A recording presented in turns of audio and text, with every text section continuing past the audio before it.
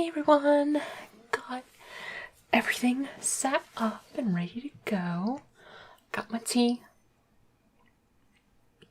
Might need more tea before the stream is done. Tonight,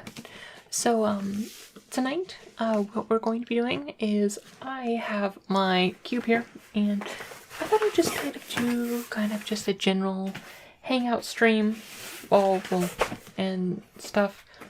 And, why did I grab the Lands draft?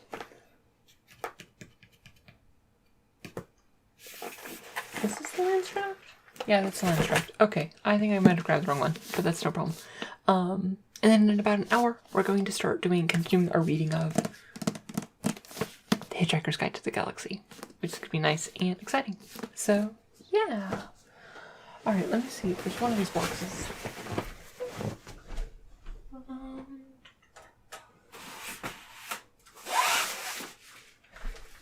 Here we are. Oh. Okay. It's a big cube. Also, I'm kind of warm. And also, I'm not wearing my necklace that I always wear. I am very prepared, if you can't tell. But yeah. So...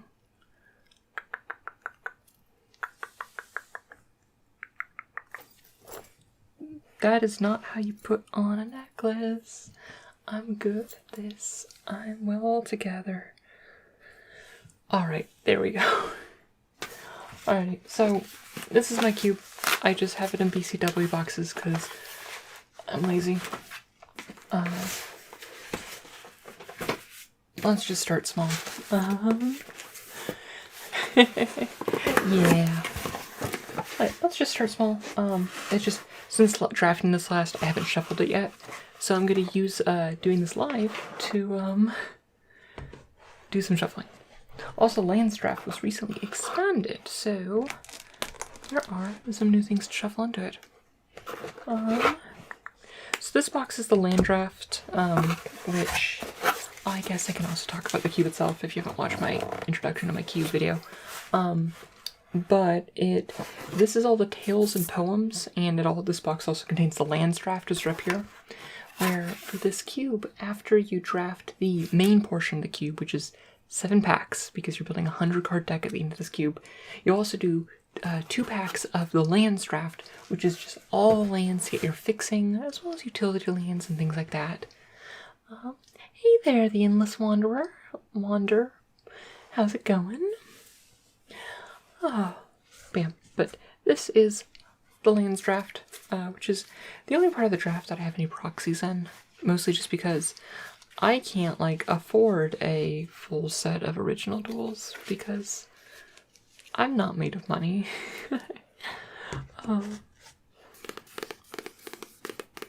But yeah, we're just gonna take it nice and easy. Let me know how audio levels are, if you need me to be a bit quieter or louder, or just let me know.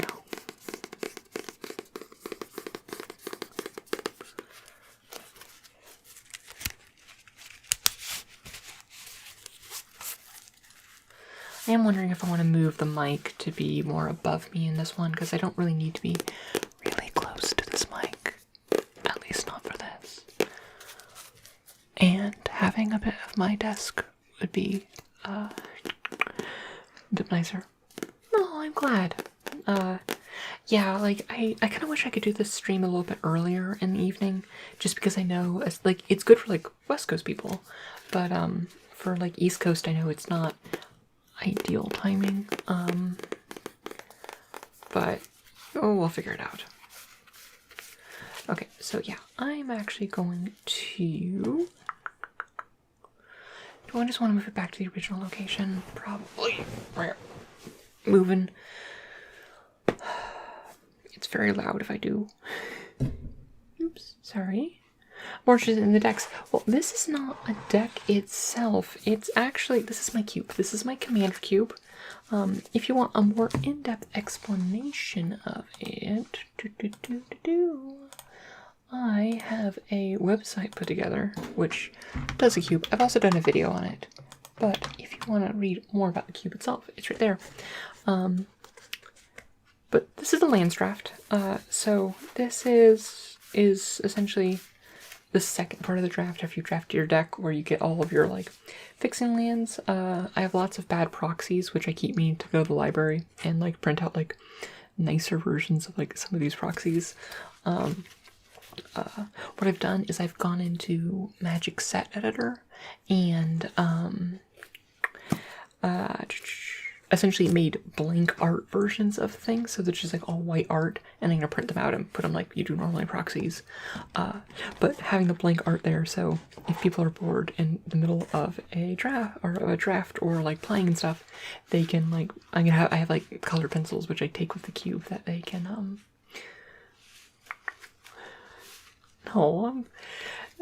words, I mean things. It's they can color in the proxies and stuff while waiting for like the person across the table to combo off. I know very little about Magic, and have been for like many years. I just want to watch someone that is passionate about something. Yeah, no, totally. Like, honestly, my favorite kind of ASMR is just listening to someone. It doesn't even have to be soft-spoken, but just someone who is just really passionate about what they're doing and what they're knowing about, and just kind of talking about it and hearing that passion and the interest in their voice. That's really what does it for me. What was it? For the longest time, it was before I discovered like the ASMR community, I'd identified some videos that had done it, the effect. It was kind of just like some unintentional ASMR. But it was A Way of Flowing Times dev diaries for the Magic mod, the Minecraft mod, Blood Magic. I don't know, his voice is honestly objectively kind of grating and stuff, but it did it for me. Like, I got the serious ASMR. This Stomping Grounds is so beat up. It's I got it a while ago. It's a gate crash one, but it's kind of chewed up. I mean, I got it for like a discount on the trade that I traded it for, but yeah, it's not in the best condition, which honestly makes sense for like the Gruul land. Come on, get back in there. Cool. The entire cube is completely double sleeved. It took me forever to get it done. So what do people think about the new announcements today with 36 new planeswalkers in the new set and a planeswalker in every single pack? It's gonna be interesting how they do this, because it's a very interesting, because like they've repeatedly said like how limiting planeswalker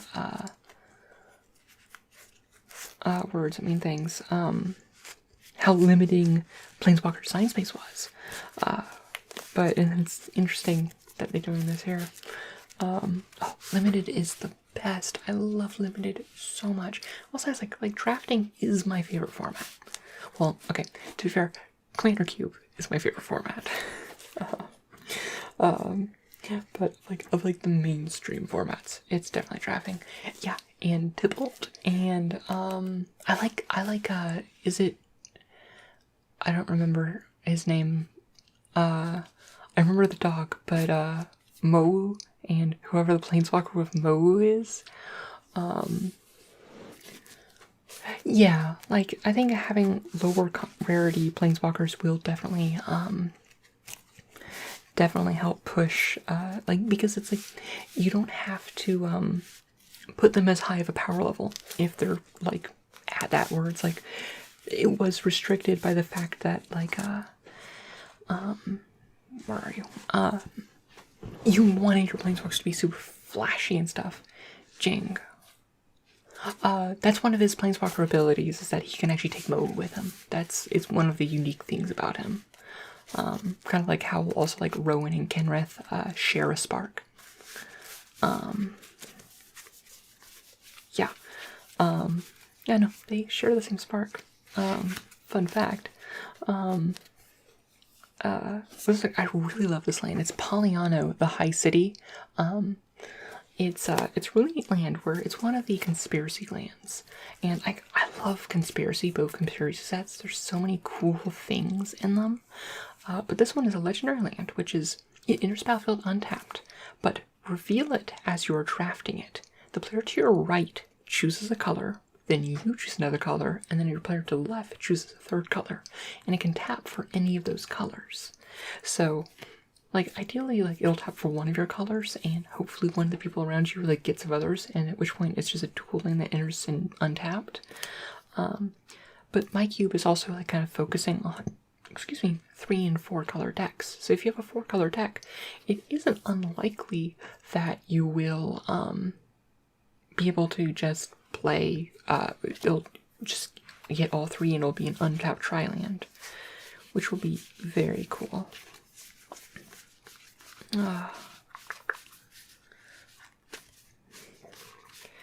Yeah, I need to print out my nicer proxies, because some of these proxies I just did not spend that much effort on making.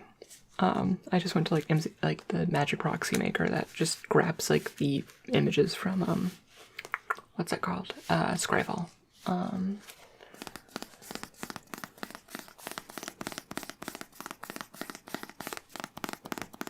Do you have your Commander Cube on Cube Tutor? Yes, I do. Let me go grab the Cube Tutor link for you real quick. There you are. And there is that. And if you want the lands draft, this is the lands draft, which is a separate Cube Tutor.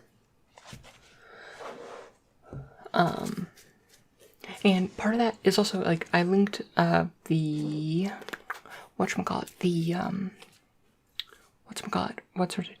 there's a full website, which I'll link again. I might as well just keep linking it. I have a whole website talking about how it works and everything.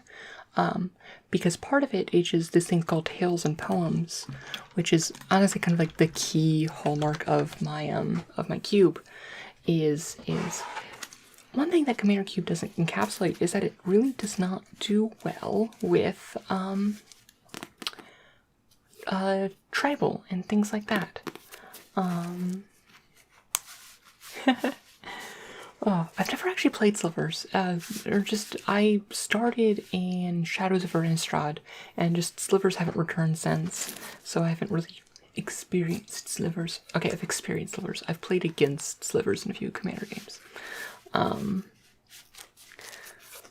But Slivers you don't see them a lot because people are rightfully scared of Slivers because Slivers will just run away with the board. But Tales and Poems. But one thing that Commander Cube is a great format, but one thing it doesn't do well is a big part of the Commander format, which is like Slivers, tribal decks.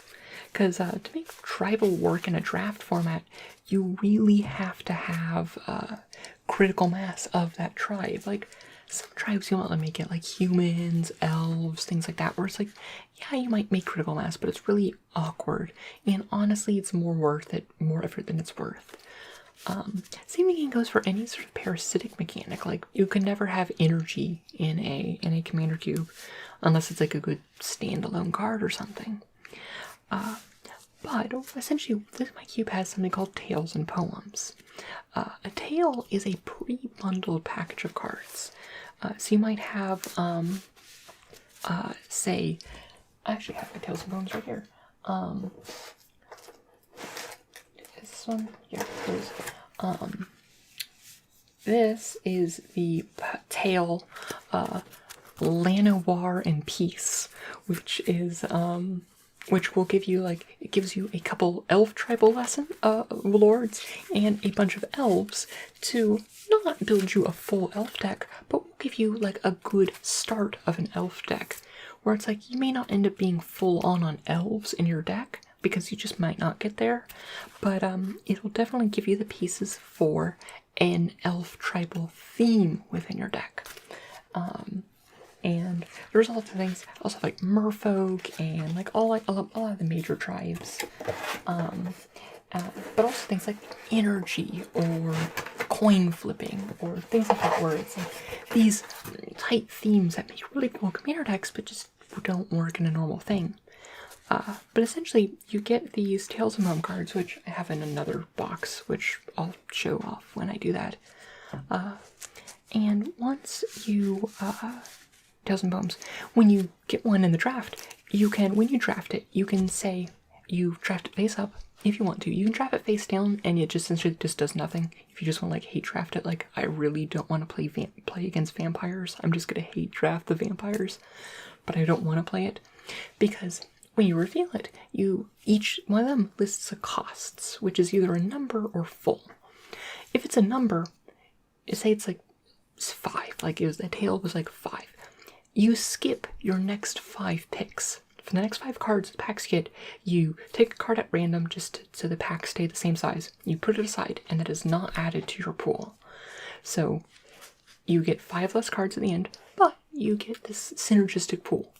And at a base rate, you get about 1-to-1. Like if the tail is like 10 cards, typically the cost will be 9 because you took 1 pick to draft the tail itself, and then you lose 9 cards. If it says full on the cost, that just means you sit out for the rest of the current pack. Also, if the number is higher than the number of picks left, you just stop until the end of the pack. It resets at the end of any pack, just so, because it's like missing a pack 1 from a pick is so much worse than like missing like your packs like 10 through 14, if that makes sense. So yeah. And then poems are the same thing, but they're usually smaller. They're usually just 1 or 2 cards. Like, say, like there's a poem for like Krav and Regna, so you get both partner commanders at the same time. Just cards that make sense to be drafted together. Other things might be like one thing I don't have yet, but it's like eventually want to have a poem that's like the 3 parts of Cauldra, or the Empire set from M12, which is like the Scepter, Throne, and Crown of Empires, that have these synergistic things. So poems are essentially work exactly the same, but they're smaller. Yeah, and that's Tales and Poems, and that's kind of like the main, I think, one of like the main defining features of my cube. And then the other main feature is essentially, because I want to encourage to be in 4 card color.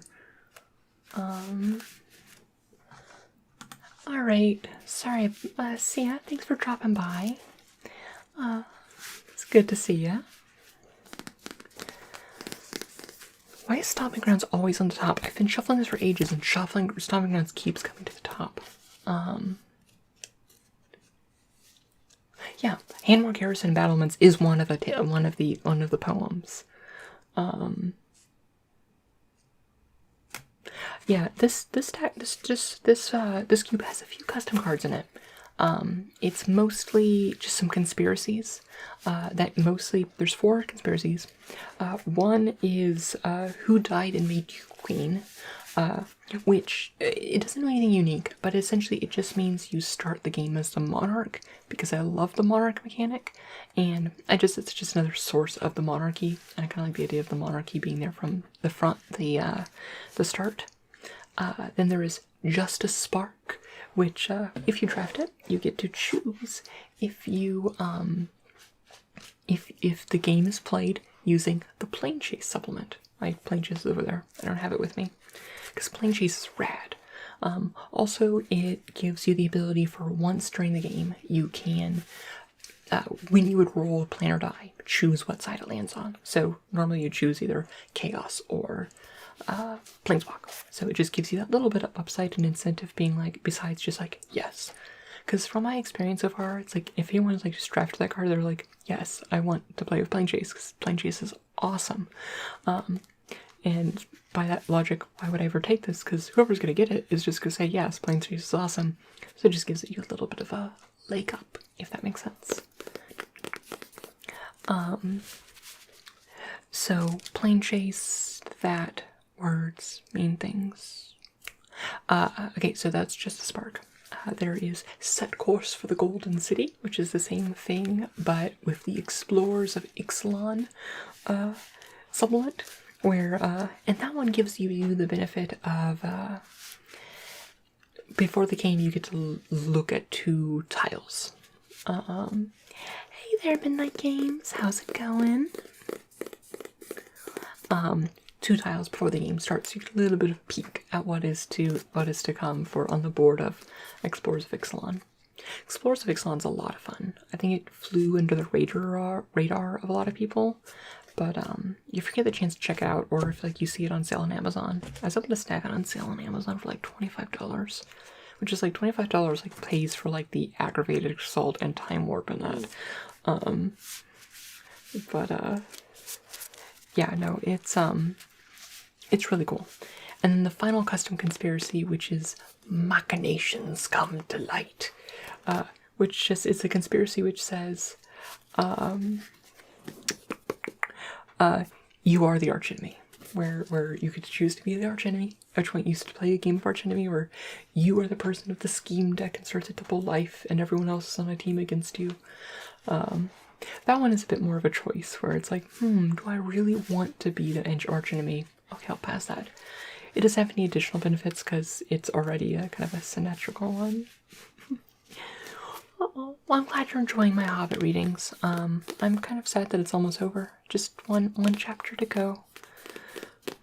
I've officially decided you're a magic wizard. So much fun information. No, I'm not a wizard. I'm just a giant nerd.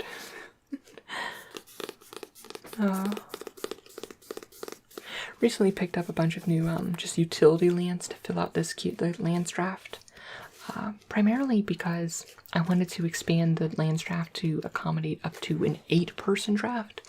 Because up until now, I've just had it as like you could have 4-person drafts because essentially you would go into a pot of 4.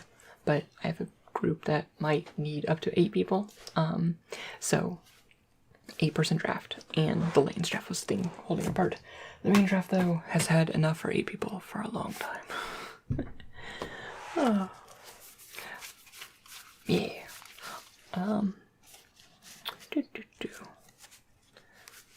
Oh yes, the best land in the game. The best land to fact one, pick one. Okay, there might be better choices, but Command Tower. You gotta take Command Tower. We ever read the King Kriller Chronicles? I've never actually read this personally. But maybe. Hey there, how's it going? Thing is, I'm moving away from, words, I mean things. I'm moving away from doing full readings on the channel itself for proper things. And I'm sticking to the more of the kind of reading full books to this Lily's Library Live, which we're going to be continuing our reading of The Hitchhiker's Guide to the Galaxy in about 30 minutes. So, yeah. Ooh, Command Tower. No. Anything else cool in here? Radiant Fountain.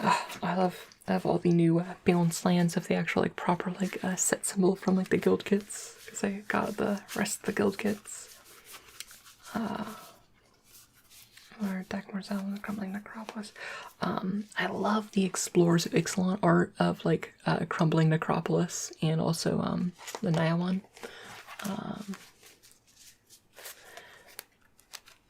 Also, I don't know. I've always considered like geeks are the ones who are like the super knowledgeable. I guess like geek, I kind of like more. I think I associate geek with like a lot of like kind of like tech savviness and things like that. Alrighty. Sounds good. Well, I hope you have a wonderful night. Nice proxied fetch land, because fetch lands are just so expensive, especially the enemy color ones. Like the other color ones, like, yeah, they're fine. It's alright. But it's like the enemy colored fetch lands are just like, no.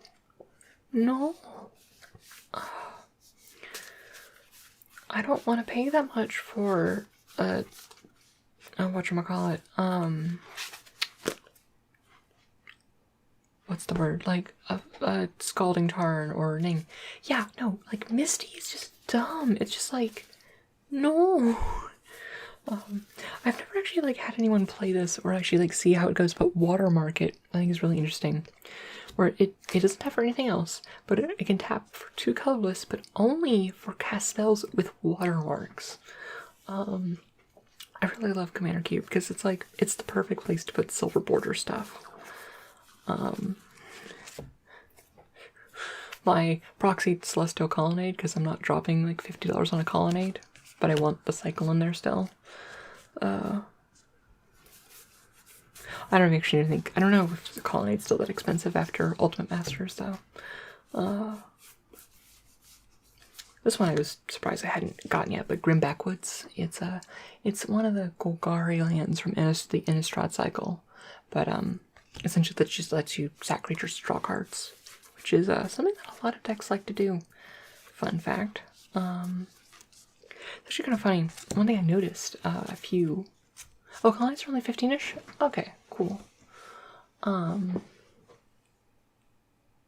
Alright, fair. I mean, I think they're just such ambiguous terms nowadays that it's like. But Liliana has quotes or is referenced in 3 lands. All 3 of them are Golgari lands, which I don't think it actually just means anything, but I think it's interesting that they're consistently the only land she's like has any references to is on Golgari ones. I know this because I'm currently in the midst of putting together a deck, which is a Liliana deck, which contains only cards besides basics that either mention Liliana, mention a member of her family, or mention one of her demon lords. So Razaketh, Belzenluck, Kolthbled, and Grizzlebrand. But it's like also it's like I have like Joseph S and things like that. But otherwise it's just like everything she must be in the art or referenced in the art or referenced in the flavor text or something like that. So it's like a pure Lily deck because who is he? Air Bubbles on Twitter. Air Bubbles cosplay. She has a Chandra deck, which was the same thing where it's like everything's Chandra, and we played it again. Oh, sorry, missed your question, Mitch. First time on stream, I don't know how to play. How would you recommend get the place get started? Yeah, I would recommend Arena. Arena is probably a good place to start out. That said, Arena, I don't know, part of me, the thing that I like most about Magic is the social aspect, and you just don't get that on Arena as much, where coming up soon, in like later, probably about a month from now, for the release of War of the Spark, is going to be something called, they have a Magic Open House, which a lot of the local game stores will host. And like you can look for ones, if you go onto the Wizards website, there's a store locator that can find a Play store that has it. But the open house is a great time if you want to go in and learn the game. That said, most local game stores worth their salt are more than happy to like teach you the game if you like head in for like Friday Night Magic.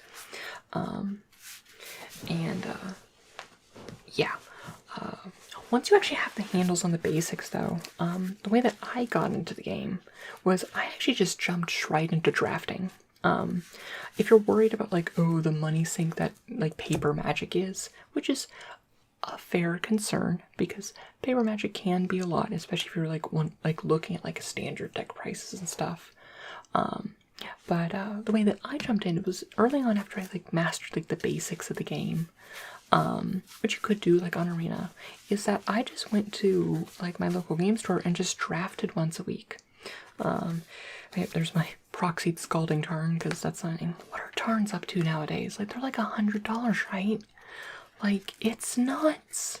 It's absolutely nuts, and they're only going up after the Modern Horizons talk, like announcing that there's no going to be reprints, which is just insane.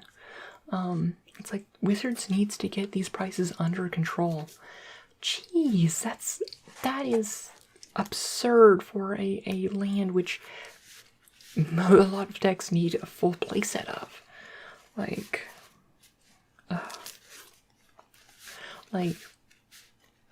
Ah, goodness. Hope we get following. That would be interesting. Monocolor fetches with thing. Honestly, what I want is a. I know I don't expect it to come in Modern Horizons because it wouldn't have that much modern relevance, but enemy slow fetches. What was I saying? But I got into the game via draft. And you, depending on the store, obviously varies, but it's like it's $15 a week. Which is honestly, it's like my thing is like, okay, if like I'm just spending $15 a week, that's all I'm gonna spend, and it keeps it reasonable. It keeps it like manageable, and it lets you learn the game, but it's fun. There's no difference in starting position based on like budget, which is nice, which is always just gives you a bad feeling when you're new and you just get stomped by someone because they spent a few $100s on a tier 1 deck. But it's like you are starting on an even playing field from a budget perspective because it's obviously limited. It also just helps you build your collection and like figure out like what archetypes you want because you experiment with a lot of different decks because you play a different deck every week, and it just helps you get a feel for what you like in the game and what you don't like. And also drafting is awesome. Alright, so I think I have shuffled the lands draft enough for now, and I'm just going to crack into drafting some more of the, or not drafting, but shuffling some more of the main cube, just because it could use a nice tossing to freshen its ingredients. I don't know, I'm just making stuff up now. Also, I didn't realize that you are in shot. I was not a fan of Guilds of Ravnica. I did like M19 though. I actually rather did like M19. But I was not a Guilds of Ravnica fan. But that said, I am really enjoying Ravnica Legions.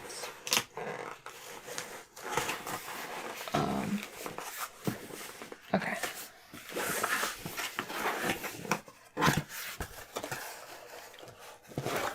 Alright, just some main cube stuff. Should probably grab stuff from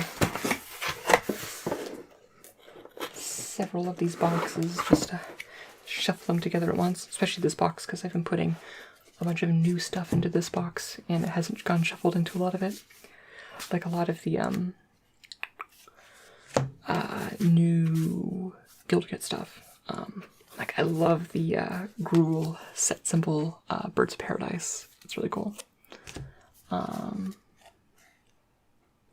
Yeah, they get balanced, but like, I don't know, I just hated getting forced into one of those two lanes. I hate that just like Golgari and Selesnya were just almost unplayable. Partially because I was better because Selesnya was so bad. Where it's like, if you didn't have the rare bombs in those colors, it just wasn't worth. There's been this guy just driving the loudest car in my neighborhood like every night for the last few weeks, and it's like, no. One of the things I'm really, really a sucker for, yeah, honestly, it wasn't even local to me. It was just across the board where they're just like, it was fine, but just Dimir and Boros were just so overpowered. Like, even with everyone fighting over them, they were so much more powerful. Like, yeah, you could get together a theoretical good Golgari deck or, like, an okay. The problem was, like, there was that theoretical, like, god Golgari deck that did just run away with the game, but required all the right pieces, and most of them were uncommons and rares. Thing is, the Selesnya deck just didn't have a good top end. Like, unless you happen to open a March of the Multitudes, it's just like, you have no big flashy flight. There was no could convoke finisher, which was just weird. One thing I am a complete sucker for, which is white counterspells. This is something I just recently added to the cube because I didn't realize I owned one. But it's an illumination that no one sees coming. It's white for an instant. Counter target artifact or enchantment spell. That spell's caster gains an amount of life equal to the spell's casting cost.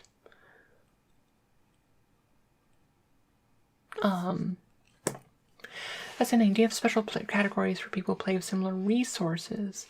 We were talking about Magic, like we are. I'm just shuffling my cube and kind of talking about things.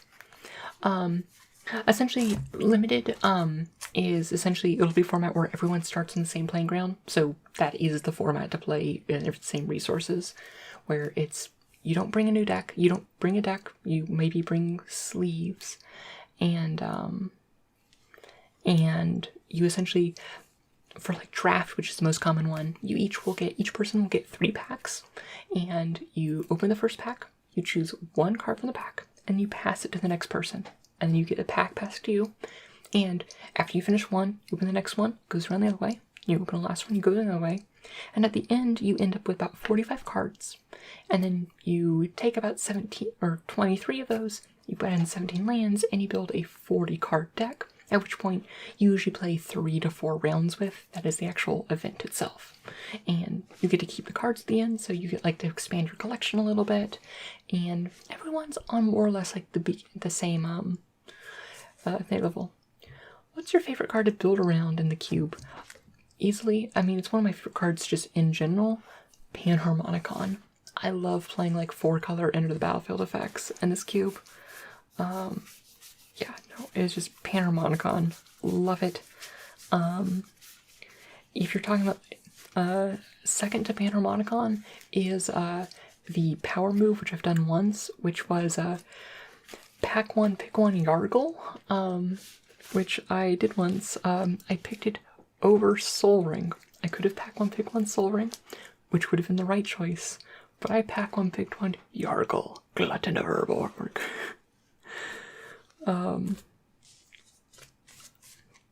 You know, generally I like keep myself pretty open, because it's like, I don't know, I've drafted this deck a lot. I love that they reprinted Protean Hulk. I wanted a Protean Hulk for this cube, and the Hulk had one. Really cool. Yeah, no. Oh, the Guild Kits were so good for Commander Cube. It was just such a good thing.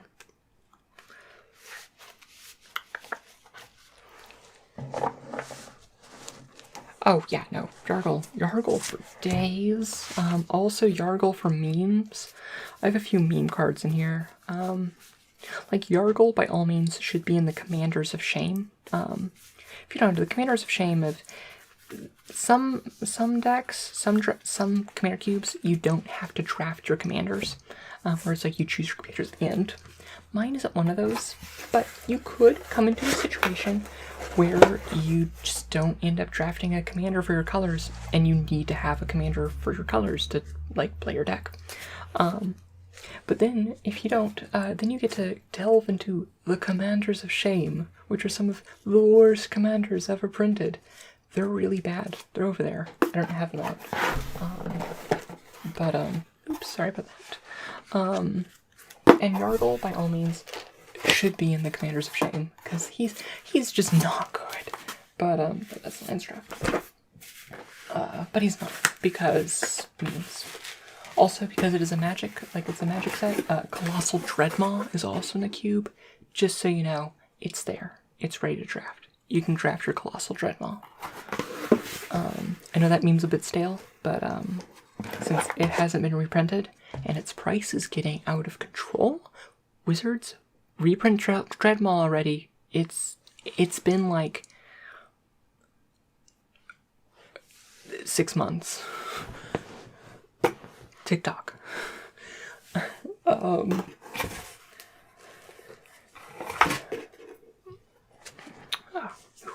New Rakdos art. What was next? Oh, original Ixalan. Gotta do. They just gotta print them one more time so I can do like a nice video, which will be like at least top 5 Colossal Dreadmaws.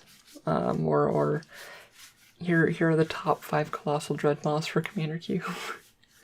Yeah, no, it's like Ultimate. There's like, what's more ultimate than a 6/6 with trample for 6? Like, honestly, I never am sad to have that in my deck. Like, I've tried making him work, but he just doesn't end up working all the time. But Mercil the Pretender, he's a really interesting commander, which like I just haven't made me able to work in cube.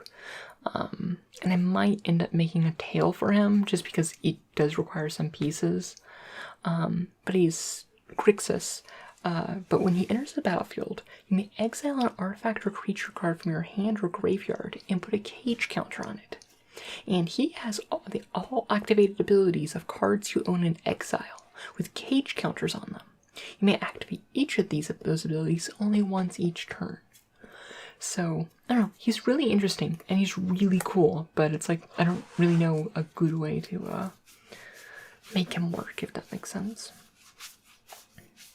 So good. It's Dovin Bond. This is old Dovin. I also have new Dovin in here somewhere. Actually, it was at the pre-release. I pulled a foil Dovin, but I've actually been moving away and actually trying to avoid foils in this cube. Just because I find, at least with these sleeves, they really kind of dampen the art a bit too much for me, and it just kind of reduces the vibrance of the art.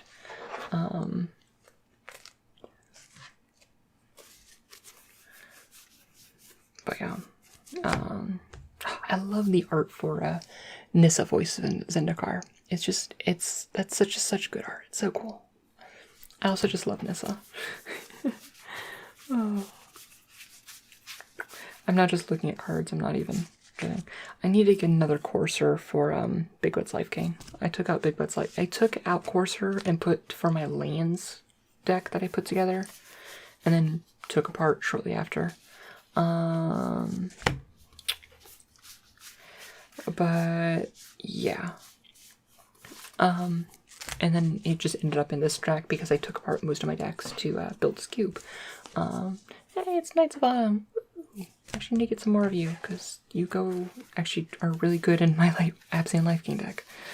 Because it's like, you know, like she is just a Rec Sage when you need it, but also in that deck, having the utility of like, if I need to proc all my Life Gain stuff at the same time, sounds really nice. No, I really need to actually improve the Life Gain theme in this cube. I love Life Gain. Life Gain's one of my favorite archetypes, but because I didn't take apart my Life Gain deck, this cube just didn't get as many of the Life Gain pieces. It's been slowly getting better, but I also really need to get a better counterspell in here. This is like probably like the worst counterspell printing. This is the white bordered 7th edition counterspell, but it's the only counterspell I own, so I just need to get a better one. Oh, goodness.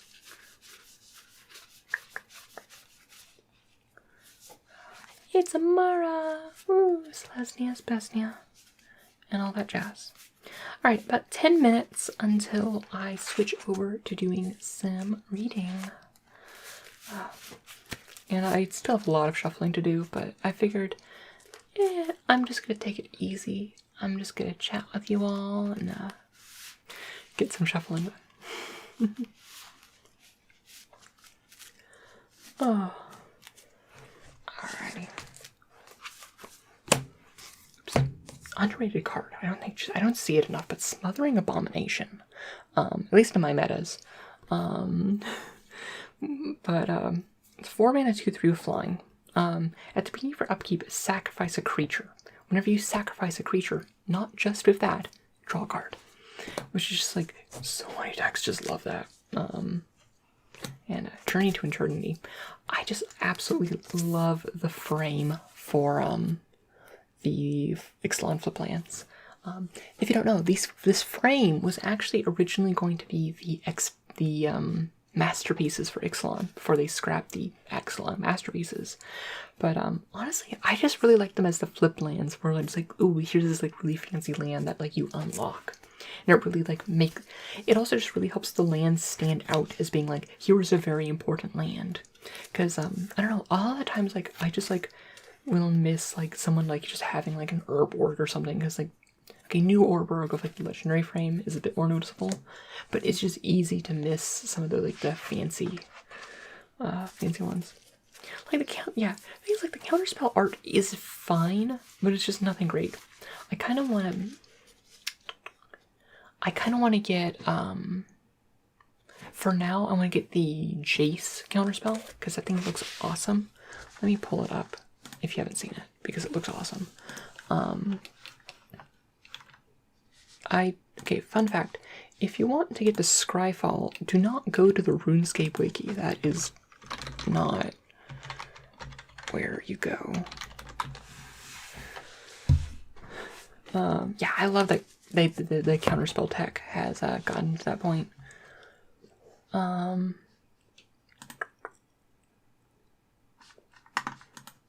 yeah, no, it's on original art for like the Jace, but like just with like the frame and everything. But I also really love, and what I originally want to get, but it is $66 at the moment, which is, where am I? I thought, oh nope, I didn't. Welcome to Lily fumbles around through her files to get this up on screen. That's not what I want you, yeah.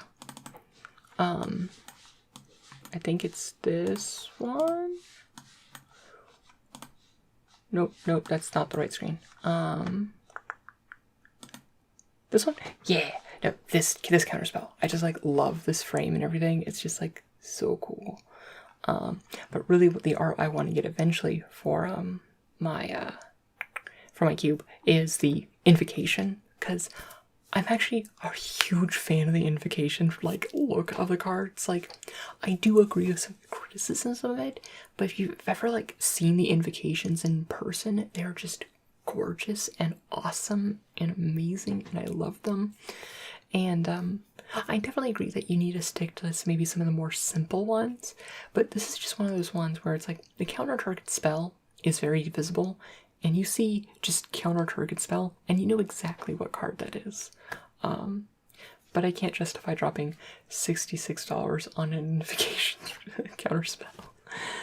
But yeah, you can go, oh no, no, that's the wrong one. No. That one, goodbye. Nope, wrong sum.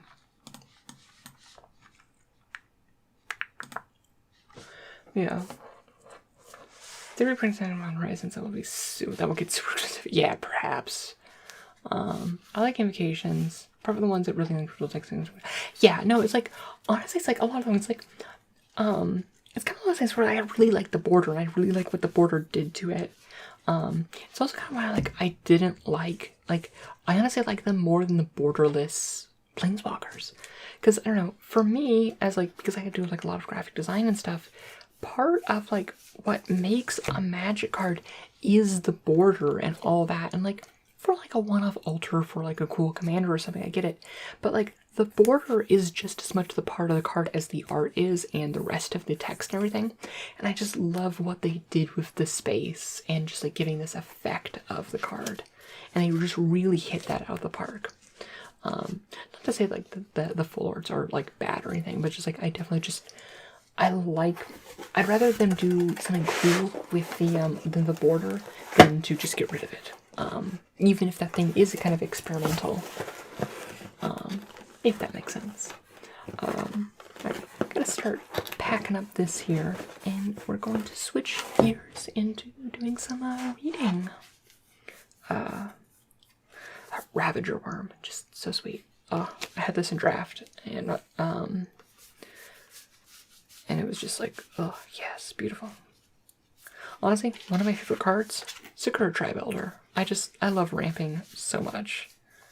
And the cards are really are Japanese. I love me some Japanese cards.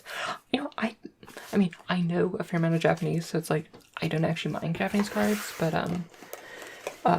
it's just when you have a cube, it's like, I'd love to, like, have them for, like, my own personal decks, but, the problem with a cube, though, is you don't want to put foreign language cards in the cube, just because it's one of those situations where it's like, it's same thing with, like, textless cards, where it's like, you want to make sure that, like, there's no confusion about what it is. Like, I could see, like, a very iconic card, where it's, like, the new, Texas Lightning Bolt. Like, when I get my hands on one of them, I'll probably put in, like, that version of the cube. Just because it's, like, one of those things where it's, like, everyone knows what Lightning Bolt does. You don't need to look up what Lightning Bolt does. But for, like, some other cards, I, like, for the most part, like, even something, like, more simple, where it's, like, even if, like, I'm super familiar with the card, I don't want to assume that everyone is. It's, like, I know exactly what Serum Vision does. I know what the art of Serum Vision is. I don't want to put, like, a German Serum Visions in there, because they're not going to know what it is. I actually only currently run one foreign language card in my decks, just because I haven't picked up an English version of it, and that's what all the store had when I was there. And it's a German increasing devotion. Let me just pull up this thing, because it's wildly, like, hard. Oh, nice. That's pretty sweet. I've never actually been to Japan myself. Despite studying it a lot.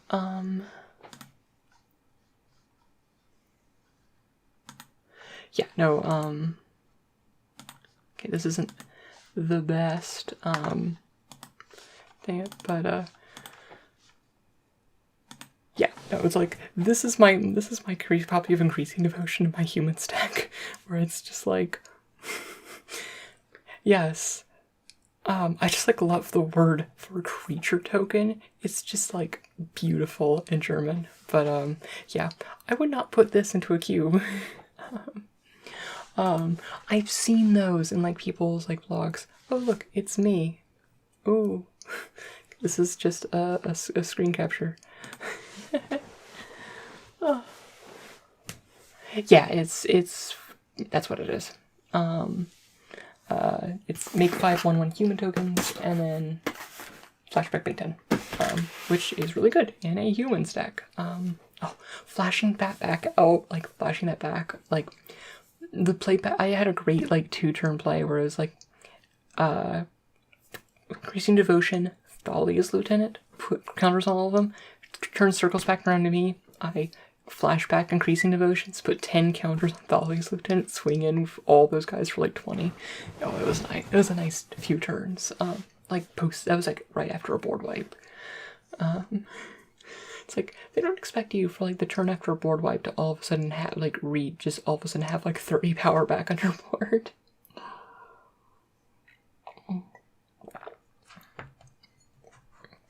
Alrighty. Well, it's about time to switch gears to The Hitchhiker's Guide to the Galaxy, which is my favorite book. Where were we? Here we are, chapter 6. I am going to be back in just a moment. I am going to go make some more tea. Let me put a message up for that so people know that I am not dead and, in fact, getting some tea.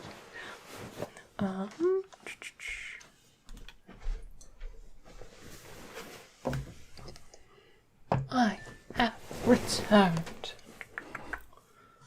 Alrighty, well, I hope you have, if you're still here, I hope you have a wonderful, wonderful night, and, good luck on the bus. Alrighty, pillow here, got some more tea all ready to go, and we're going to start continuing our reading of The Hitchhiker's Guide to the Galaxy.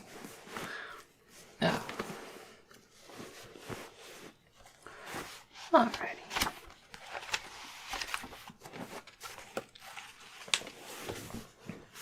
Alright. Also, I haven't uploaded the last one. I haven't yet, but I'll probably try to upload that tomorrow. So, the last one will be up, and then hopefully this stream will be up later this week.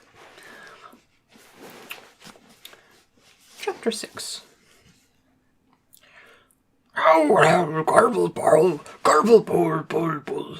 Gargle, howl, gargle, gurgle, bowl, howl, gargle, gargle, howl, gargle, gargle, gargle, bow, slurp, slurp. Should have a good time. Message repeats. This is your captain speaking. So stop whatever you're doing and pay attention. First of all, I see from our instruments that we have a couple of hitchhikers aboard. Hello, whoever you are. I just want to make it totally clear that you are not at all welcome. I worked hard to get where I am today, and I didn't become a captain of a Vogon constructor ship simply so I could turn into a taxi service for a load of degenerate freeloaders. I have sent out a search party, and as soon as they find you, I will put you off the ship. If you're very lucky, I might even read you some of my poetry first. Secondly, we are about to jump to hyperspace for the journey to Bernard's star. On arrival, we will stay in dock for a 72-hour refit, and no one's to leave the ship during that time. I repeat, all planetary leave is cancelled. I've just had an unhappy love affair, and I don't want to see why anyone else should have a good time. Message ends. The noise stopped. Arthur discovered to his embarrassment that he was lying curled up in a small ball on the floor, with his arms wrapped around his head. He smiled weakly. Charming man, he said. I wish I had a daughter so I could forbid her to marry one. You wouldn't need to, said Ford.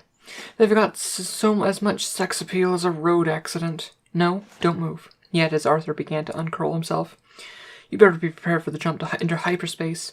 It's not unpleasantly like being drunk. What's so unpleasant about being drunk? You ask up a glass of water. Arthur thought about this. Ford, he asked. Yeah?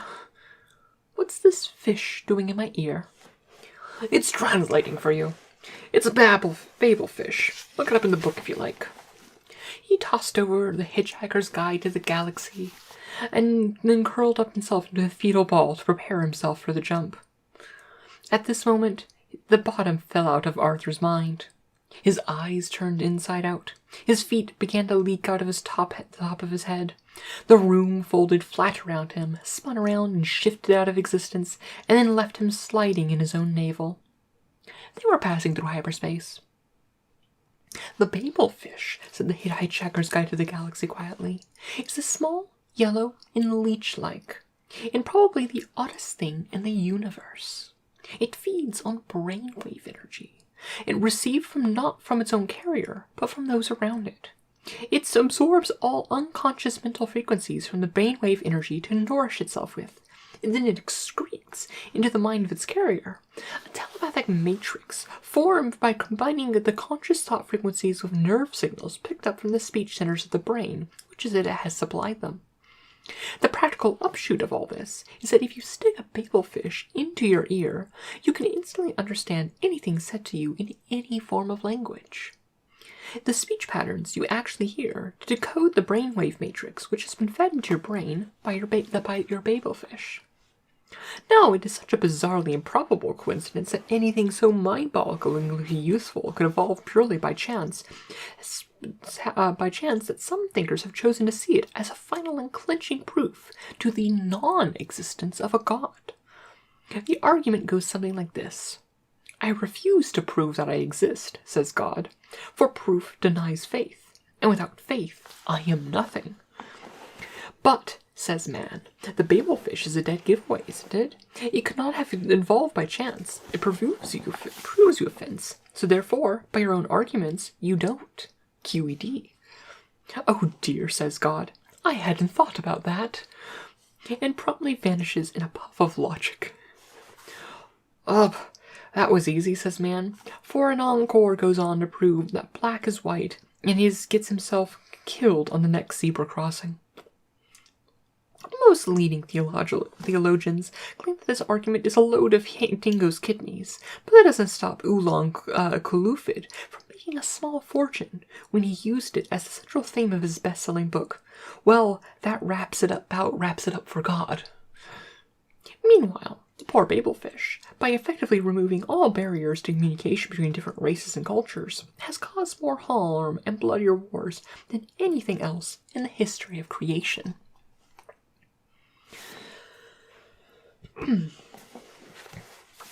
Arthur let out a small groan. He was horrified to discover that the kick through hyperspace hadn't killed him. He was now 6 light years from the place that Earth which would have been if it still existed. The Earth. Visions of it swam sickeningly through his nauseated mind. There was no way his imagination could feel the impact of the whole Earth having gone. It was too big. He prodded his feelings by thinking about his parents and his sisters. His sisters had gone. No reaction. He thought of all the people he had been close to. No reaction. Then he thought of a complete stranger he had been standing behind in the queue at the supermarket 2 days before, and felt a sudden stab. The supermarket was gone. Everyone in it was gone. Nelson's column had gone. Nelson's column had gone, and there would be no outcry, because there was no one left to make an outcry. From now on, Nelson's column only existed in his mind. England only existed in his mind. His mind, stuck here in a dinky, dank, smelly, steel-lined spaceship. A wave of claustrophobia closed in on him. England no longer existed. He got that. Somehow he got that. He tried again. America, he thought, has gone. He couldn't grasp it. He decided to start smaller again. New York has gone. No reaction. He never seriously believed it existed anyway. The dollar, he thought, has sunk forever. Slight tremor there. Every Bogart movie ever has been wiped, he thought to himself, and that gave him a nasty knock. McDonald's, he said, to himself, McDonald's, he thought. There was no longer any such thing as a McDonald's hamburger. He passed out. When he came to around a second later, he found he was sobbing for his mother. He jerked himself violently to his feet. Ford. Ford looked up from where he was sitting in a corner, humming to himself. He always found the actual traveling through space part of space travel rather tiring. Yeah, he said. If you're a researcher on this book thing and you were on Earth, you must have been gathering material on it. Well, I was able to extend the original entry bit, yes. Let me see what it says in this edition, then. I've got to see it. Yeah, okay. He passed it over again. Arthur grabbed hold of it and tried to stop his hands shaking. He pressed the entry for the relevant page. The screen flashed and swirled into the page of print. Arthur stared at it. It doesn't have an entry, he burst out. Ford looked over his shoulders. Yes, it does. Look there. See at the bottom of the screen? Just above Eccentric Galambatus and the triple-breasted whore of Eroticon 6. Arthur followed Ford's finger and saw how it was pointing. For a moment, it still didn't register. And then his mind nearly blew up. What? Harmless? Is that all it's got to say? Harmless? One word? Ford shrugged. Well, there are 100 billion stars in the galaxy, and only a limited amount of space in the book's microprocessors, he said. And no one knew much about the Earth, of course. Well, for God's sake, I hope you managed to rectify that a bit. Oh, yes. Well, I managed to transmit a new entry off to the editor. I tried to trim it a bit, but it's still an improvement. What does it say now? Said Arthur. Mostly harmless, admitted Ford with a slightly embarrassed cough. Mostly harmless, shouted Arthur. What's that noise? It's me shouting, shouted Arthur.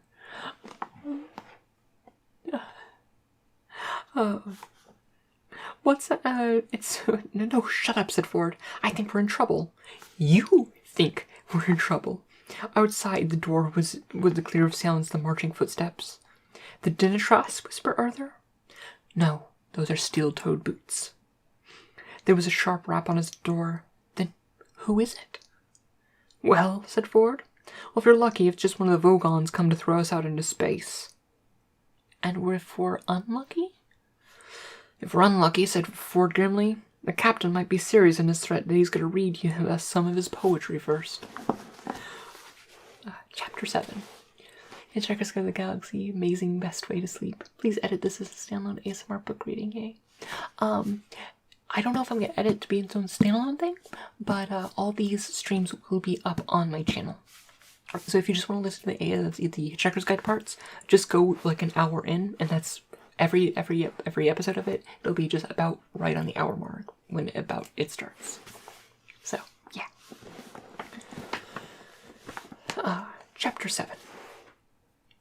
Vogon poetry, of course, is the third worst in the universe. The second worst is that of the Azeroths of Krea. During recitation of by their poet master Grunthos the Flatulent of his poem Ode to a Small Lump of Green Putty I Found in My Armpit Once Midsummer's Morning, 4 of his audience died of internal hemorrhaging, and the president of the Mid-Galactic Arts Nobling Council survived by gnawing one of his own legs off. Grunthos is reported to have been disappointed by the poem's reception, was about to embark on a reading of his 12-book epic titled My Favorite Bath Time Gurgles, when his own major intestine, in a desperate attempt to save life and civilization, leapt straight up to his neck and throttled him and throttled his brain.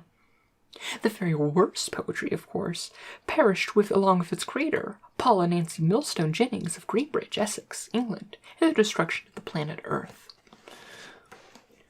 Prostronic Vogon Gelt smiled very slowly.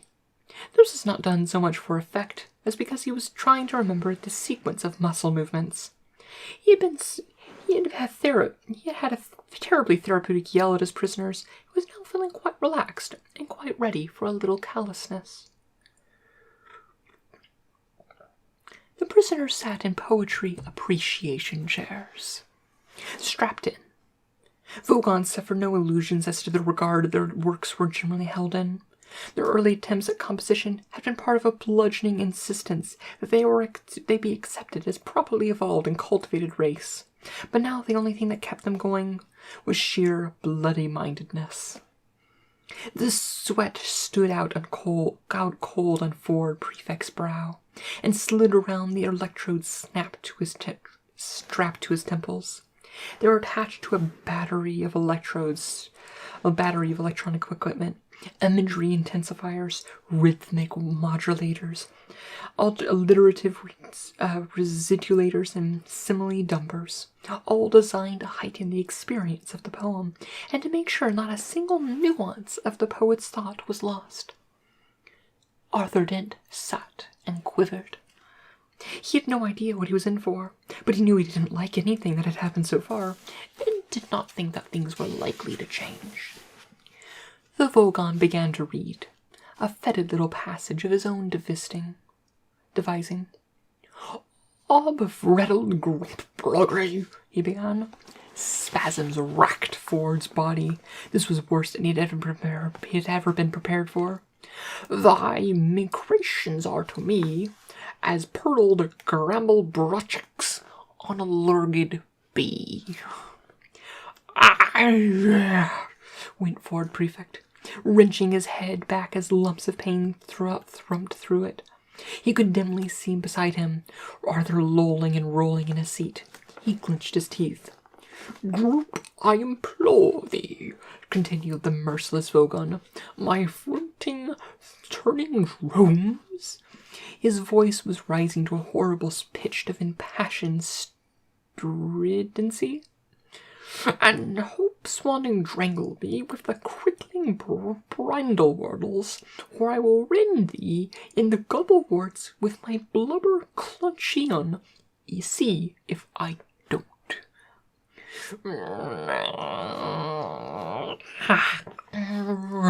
cried Ford Prefect, and threw one final spasm as the electronic enhancements of the last line caught him full blast across the temples. He went limp. Arthur lolled. "Now, Earthlings," whirled the Vogon. He didn't know that Ford Prefect was in fact from a small planet somewhere in the vicinity of Beetlejuice, and wouldn't have cared if he had. "I present you with a simple choice. Either die in the vacuum of space, or..." He paused for melodramatic effect. "Tell me how good you thought my poem was." He threw himself backwards into a huge leathery bat-shaped sheet and watched them. He did the smile again. Ford was rasping for breath. He rolled his dusty tongue round his parched mouth and moaned. Arthur said brightly, Actually, I quite liked it. Ford turned and gaped. Here was an approach that had quite simply not occurred to him. The Vogon raised a surprised eyebrow that effectively obscured his nose. It was therefore no bad thing. Oh, good, he whirred in considerable astonishment. Oh, yes, said Arthur. I thought some of the metaphysical imagery was particularly effective. Ford continued to stare at him, slowly organizing his thoughts around his totally new concept. Were they really going to be able to bare-face their way out of this? Yes, do continue, invited the Vogon. Oh, and interesting rhythmic devices, too, continued Arthur, which seemed to counterpoint he floundered. Ford leapt to his rescue, hazarding, to counterpoint the surrealism of the underlying metaphor of the he floundered too, but Arthur was ready again. The humanity of the vorganity. Oh, yes, vorganity. Sorry. Of the poet's compassionate soul. Arthur felt he was on a home stretch now, which contrives through the medium of verse the verse structure to sublimate this, transcend that, and comes to term with the fundamental dichotomies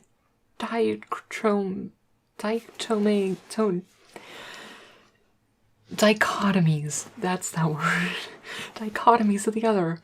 He was reaching a triumphant crescendo, and one is left with a profound and vivid insight into inner which suddenly gave out on him. Ford leaped in for the coup de grace.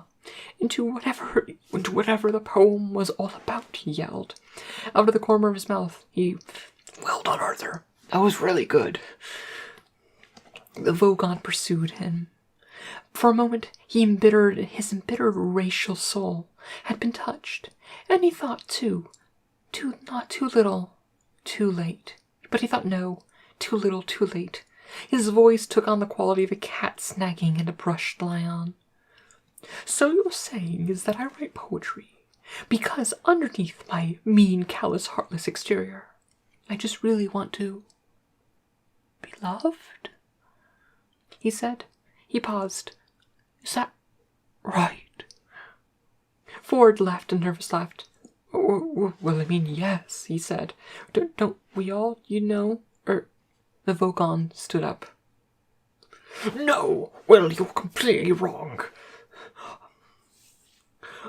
He said, I just write poetry to throw my mean, callous exterior into sharp relief. I'm going to throw you off the ship anyway.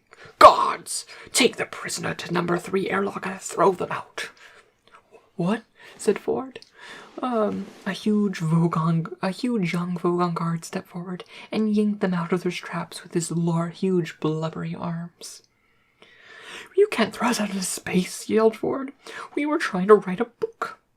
Resistance is useless, shouted the Vogon guard back at him. It was the first praise he learned when he joined the Vogon Guard Corps. The captain wrenched in it with detached amusement and then turned away. Arthur stared round widely. I don't want to die now, he yelled. I still got a headache. I don't want to go to heaven with a headache. I'll be all crossed and wouldn't even enjoy it.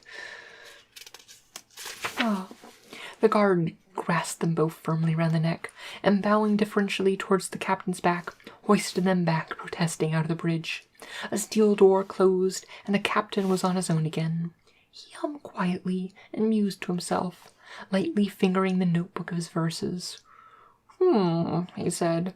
Counterpoint the surrealism of this underlying metaphor. He considered this for a moment, then closed the book with a grim smile. Death's too good for them. The long steel-lined corridor echoed to the feeble struggles of the 2 humanoids clamped firmly under the rubbery Vogon armpits. This is great, sputtered Arthur. This is really terrific. Let go of me, you brute. The Vogon guard dragged him on. Don't you worry, said Ford. I'll think of something. He didn't sound hopeful. Resistance is useless, bellowed the guard. Don't say things like that, stammered Ford. How can anyone maintain a positive mental attitude if you're saying things like that? My God, complained Arthur. You're talking about a positive mental attitude, and you haven't got your planet demolished today. I woke up this morning and thought I'd have a nice relaxed day. Do a bit of reading, brush the dog, and now it's just after 4 in the afternoon, and I've already been thrown out of an alien spaceship 6 light years from the smoking remains of the Earth. He sputtered and gargled as the Vogan tightened his grip. All right, said Ford. Just stop panicking. Well, who said anything about panicking? Snapped Arthur. This is still just culture shock. You wait till I've settled down into the situation and found my bearings. Then I will start panicking. Arthur, you're getting hysterical. Shut up. Ford tried to desperately think, but it was interrupted by the guards shouting again. Resistance is useless. And you can shut up too as well, snapped Ford. Resistance is useless. Oh, give it a rest, said Ford. He twisted his head and was still looking straight into the captor's face. A thought struck him. Do you really enjoy this sort of thing? The Vogon stopped dead in his stead, and a look of immense stupidity seemed to seep slowly over his face. Enjoy? What do you mean? What I mean, said Ford, is it gives you a full, satisfying life, stomping around, shouting, pushing people out of spaceships. The Vogon stared up at the low steel ceiling, and his eyes almost rolled over each other. His mouth slacked. Finally he said, Well, the hours are good. It'd have to be, agreed Ford. Arthur twisted his head around to look at Ford. Ford, what are you doing? He asked in an amazed whisper. Oh, just trying to take interest in the world around me, okay? He said. So the hours are pretty good then, he resumed. The Vogon stared at him, sluggish thoughts moiled away in the murky depths. Yeah, he said. But now that you come to mention it, most of the actual minutes are pretty lousy. Except, he thought again, which required looking at the ceiling. Some of the shouting I quite like. He filled his lungs and bellowed, Resistance is... Sure, yes, interrupted Ford hurriedly. You're good at that, I can tell. But if it's mostly lousy, he said, slowly giving the words time to reach their mark, then why do you do it? What is it? The girls, the leather, the machismo, or just find that coming to terms with mindless tedium of it all presents an interesting challenge. Arthur looked backward and forward between them in bafflement. Said the guard. I don't know. I just do it, really. My aunt said that spaceship guard was a good career for young Vogon. You know, the uniform, the low-slung stun ray holster, the mindless tedium. There you are, Arthur, said Ford, with an air of someone reaching the conclusion of their argument. You think you've got problems. Arthur rather thought he had. Apart from the unpleasant business with his own planet, the Vogon guard had half throttled him already, and he didn't like the sound of being thrown into space very much. Try and understand his problems, said Ford. Here he is, poor lad. His entire life's work is stamping about, throwing people off spaceships. And shouting, added the guard. And shouting, sure, said Ford, patting the blubbering arm clamped around his neck in a friendly condescension. And he doesn't even know why he's doing it. Arthur agreed that this was very sad. He did this with a feeble gesture, because he was too asphyxiated to speak. Deep rumblings of bemusement came from the guard. Well, now, when you put it like that, I suppose. Good lad, encouraged Ford. But all right, went on rumblings. So what's the alternative? Well, said Ford, brightly but slowly. Stop doing it, of course. Tell them, he went on, that you're not going to do it anymore. He felt ought to add something to that. For the moment, the guard seemed to have his mind occupied on pondering that much.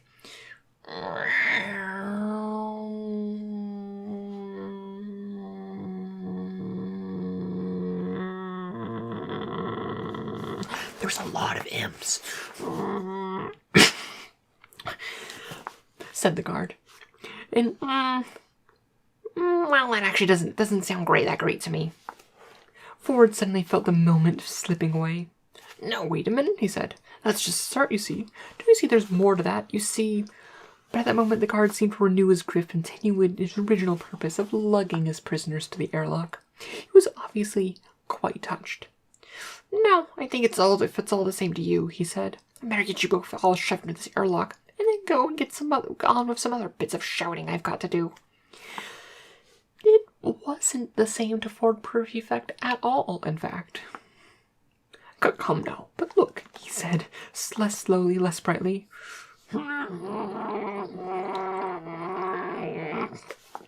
Said Arthur, without any clear inflection. But hang on, pursued Ford. There's music and art and things to tell you about. Resistance is useless, bellowed the guard, and then added, You see, if I keep it up, I can eventually get promoted to senior shouting officer. There aren't usually many vacancies for non-shouting, non-pushing people about officers, so I think I better stick to what I know. They were now reached the airlock, a large circular steel hatchway of massive strength and weight that led into the inner skin of the craft. The guard operated massive control, and the hatchway swung smoothly open. But thanks for taking an interest, said the Vogon guard. Bye now. He flung Ford and Arthur through the hatchway into the small chamber within. Arthur lay panting for breath.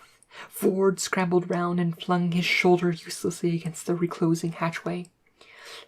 But listen, he said. There's a whole world you don't know anything about. Here, how about this?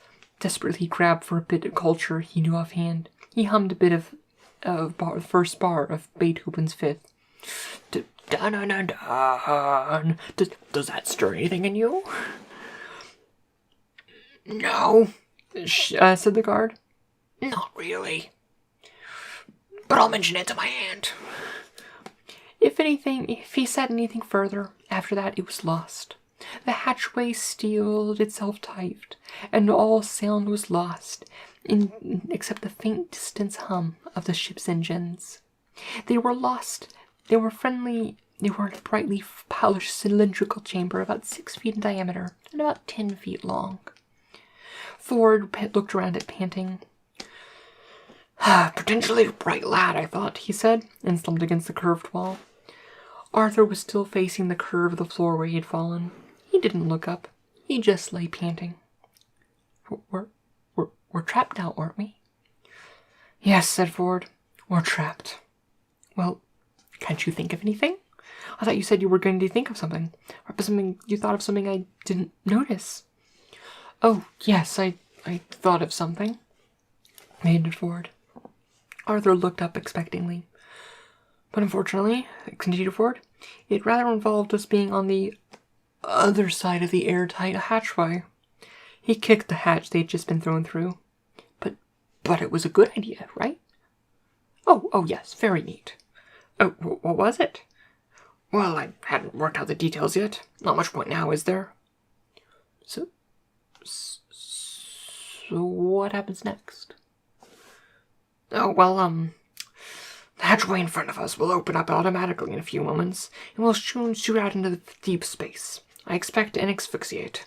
If you take a lungful of air with you, you can last up for about 30 seconds, of course, said Ford. He stuck his hands behind his back, raised an eyebrow, and started to hum an old Beetlejuice battle hymn. To Arthur's eyes, he suddenly looked very alien. So there it is. We're going to die. Yes, said Ford. Except, no, wait a minute. He suddenly lunged across the chamber at something behind Arthur's line of vision. What's this switch? He cried. What? Where? Cried Arthur, twisting round. No, I was only fooling, said Ford. We're going to die after all. He slumped against the wall again and carried on the tune from where he left off. You know, said Arthur, It's at times like these, when I'm trapped in a Vogon airlock with a man from Beetlejuice about to die of asphyxiation in deep space, that I really wish I had listened to what my mother told me when I was young. Well, why? What did she tell you? I don't know. I didn't listen. Oh, said Ford, and he continued humming. This is terrific, Arthur thought to himself. Nelson's column has gone, McDonald's has gone, all that's left is me and the words mostly harmless. Any second now, all there will be left is mostly harmless. And yesterday, the planet seemed to be going very well. A motor worked. A slight hiss spilled into the deafening roar of rushing air until the outer hatchway opened to an empty blackness, studded with tiny, impossibly bright points of light. Arthur and Ford popped into outer space like corks from a toy gun. I think that's where we're gonna close up for tonight. Well, thank you to everyone who came by and hung out, and yeah, I hope you enjoy tonight, and I'm really enjoying doing these things, and yeah, if you want to catch the video for this will probably be up probably like Monday, but yeah, if you want to catch it live, it's going to be aiming for every Friday at 11 o'clock Pacific. That is 2 a.m. Eastern. I would do it earlier but just with how my house's scheduling is, it's a bit harder.